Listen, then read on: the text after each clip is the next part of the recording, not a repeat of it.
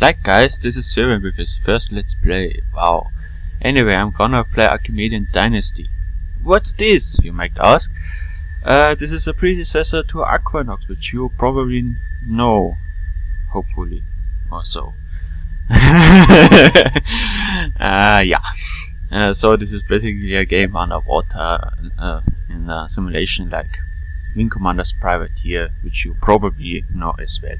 So we can just start the game. I cut a bit of the trailer of this game into the intro, so you get a bit more background story. I hope you enjoy. And before I start, I got one last thing to remark, and that there's already a let's play of this game if you prefer the screenshot version, and that is on the RPG codex, which is noted here. Wow, okay, let's start.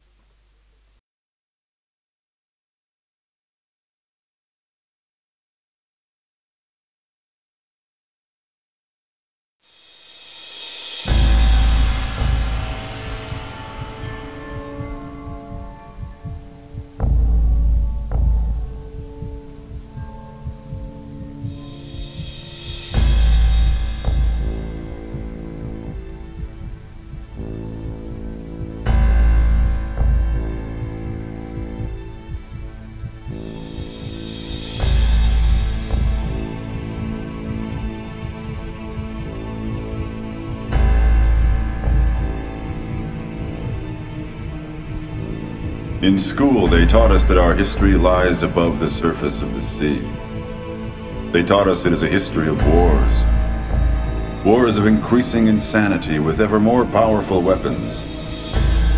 Wars which came to destroy even the idea of peace. When man joined in battle for the last resources on Earth, it was understood who the victor would be. No one.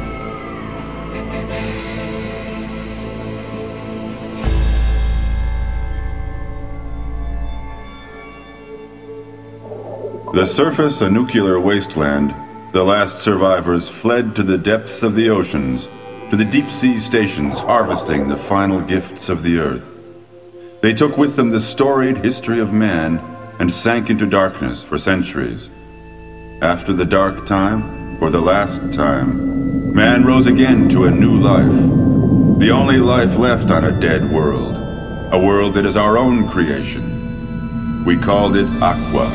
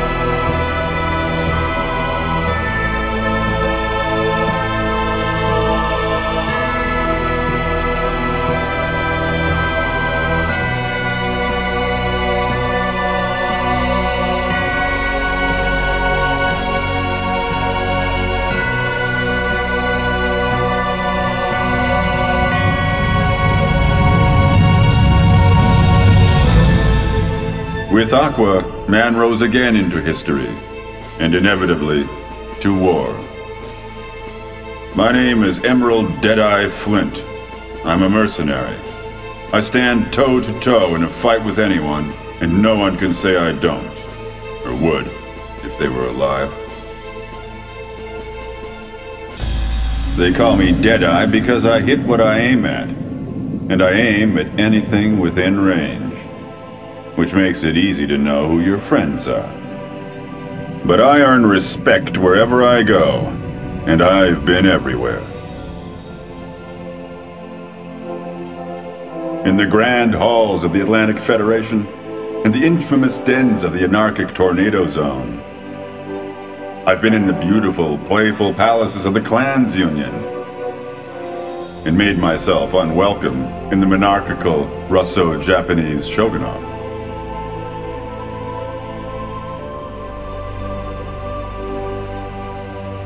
In the end, money decided who was right and who was wrong. But I decided who I worked for and which jobs I took.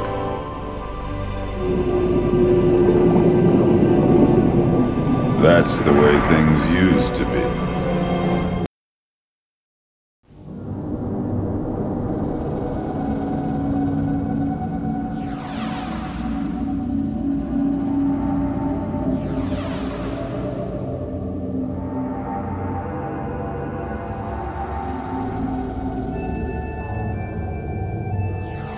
In the deep sea, you're not on the ground just because you stopped sinking. Peacetime is hard times for merces like me. I used to be grateful for every job, no matter how boring or senseless it was. It's part of my routine to provide protection for supply boats and transports. It was my job to guard a sulfur shipment heading from the Gulf of Bengal to the Argentine Basin. Now, sulfur isn't a particularly attractive prize for pirates or anarchists, so I got to wondering why a protective convoy was necessary, especially since there'd been few pirate attacks recently. The captain of the transporter insisted on taking the slalom route through the Malay archipelago, crossing the South Pacific so as to round Cape Horn. I thought maybe he wanted to give himself and the crew a little entertainment in the pleasure domes of the Malay archipelago. A few whores, some surface simulation, who knows? I had nothing against the idea. We passed south of the domes and headed straight for the South Pacific Basin.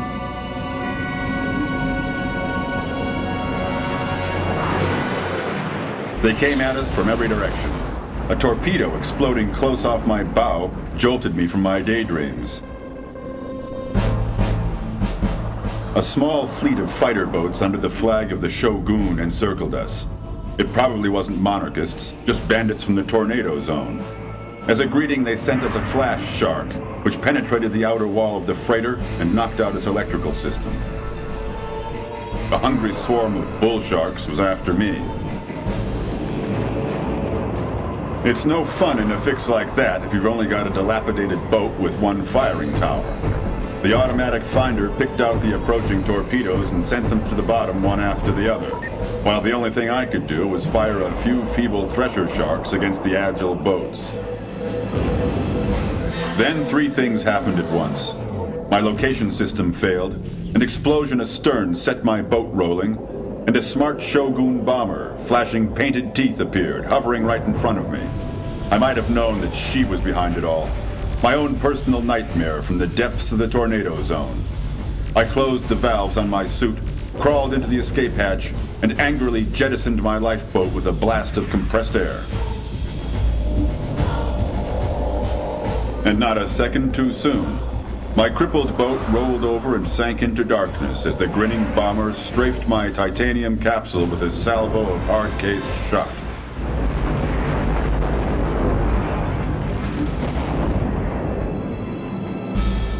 One glance at the freighter confirmed what I feared.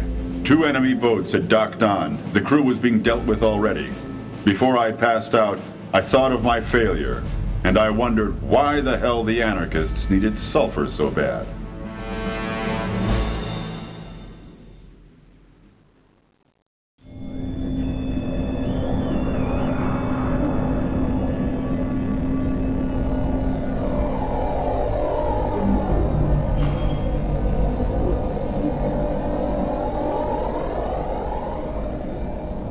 I came to, freezing on a cold metal floor, and I didn't know which was sharper, the features of the woman or the blade of the knife she threatened me with. She was a Russo-Japanese named Kung Lung, which means Red Dragon. A long time ago, in a penal colony in the Sea of Okhotsk, I slept with her. But at that moment, feelings of nostalgia stayed deep. She was the enemy, always had been. I defeated her once in a fight at the edge of the Sandwich Trench and spared her life. She's like me, and our paths have crossed often, and she's always my enemy.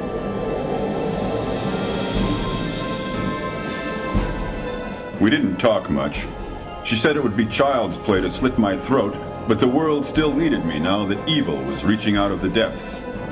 I don't know what she meant by that, but it was the first time I ever heard fear in her voice.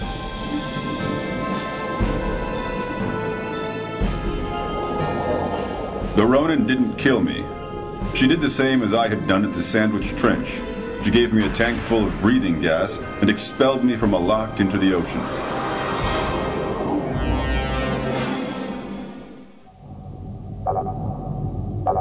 The breathing gas had almost run out when an Atlantic ore freighter picked me up. They brought me to the Argentine Basin, where an unpleasant meeting with my employer was waiting for me. That's where this whole damn business started.